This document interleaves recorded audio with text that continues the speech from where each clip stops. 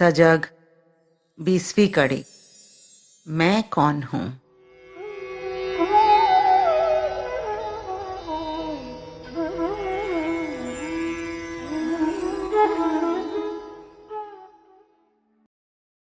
नमस्कार। बबलू बहुत छोटा था, तभी से माँ उसके गाल पे काजल का निशान लगाती आई हैं। लगाकर उसे गोद में उठाकर शीशे के पास ले जाती। बबलू बड़े संतोष से माँ की गोद में होने का आनंद लेता हुआ शीशे को निहारता रहता। फिर साल भर पहले एक बड़ी बात हो गई। दोनों वैसे ही शीशे के सामने खड़े थे। बबलू कुछ देर बड़े ध्यान से देखता रहा, फिर अपनी उंगली से अपने गाल पर काले निशान को छुआ, फिर उंगली उठाई और फिर वापस गाल पे रखी। फिर मां की ओर देखकर मुस्कुरा दिया। कुछ तो नया हुआ था। बबलू ने ऐसा पहले कभी नहीं किया था। मां अगली बार बबलू के डॉक्टर से मिलने गईं तो उन्होंने समझाया कि बबलू अब समझने लगा है कि शीशे में वो जिसे देख रहा है वो खुद वही है। इसलिए ये जानने लगा है कि शीशे वाले के गाल पर काला निशान उसके अपने गाल पर ही है।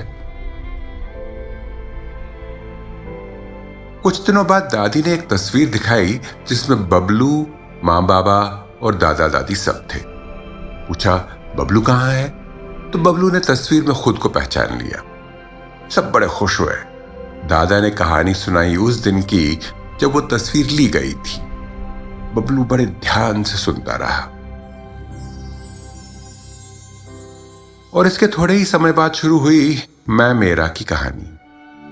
कोई खिलौने को हाथ लगाए तो तूफान आ जाए। खाना खुद ही खाना है, कोई खिलाना चाहे तो गुस्से से चीखना शुरू। रो रो के बेहाल हुए जा रहे हैं। पता चला कि जिस रुमाल को सर पर रखकर मजा ले रहे थे उसे मजाक में चाचा ने उठाकर अपनी जेब में रख लिया था। कभी कभी बबलू के माँ बाबा थक जाते हैं। बबलू की झुंझलाहट का कोई अंत ही नहीं लगता। पर जानते हैं कि यह खुशी मनाने का समय है।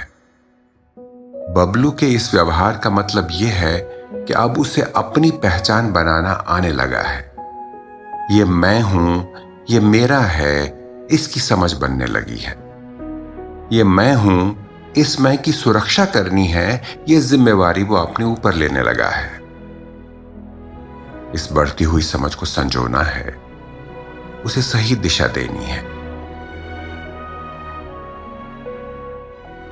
बबलू अब ये समझता है कि वो बबलू कई चीजें कर सकता है। अपने हाथ पांव पे इतना नियंत्रण है कि नाच सकता है। हाथ में पेंसिल हो तो कागज पर, दीवार पर, फर्श पर निशान बना सकता है। कुछ अच्छा न लगे तो चीख सकता है, लोग भागे हुए आएंगे समस्या सुलझाने। ये सब उसकी पहचान है, उसके किए से होता है। कुछ और भी हो रहा है। बबलू अब और लोग उसके बारे में क्या कहते हैं ये भी समझने लगा है। वो भी उसकी पहचान का एक हिस्सा बन रहा है। अगर अपने लिए बार बार बेवकूफ, गधा, बुद्धू नाम ही सुने तो मन में बैठ जाएगा कि ऐसा ही है।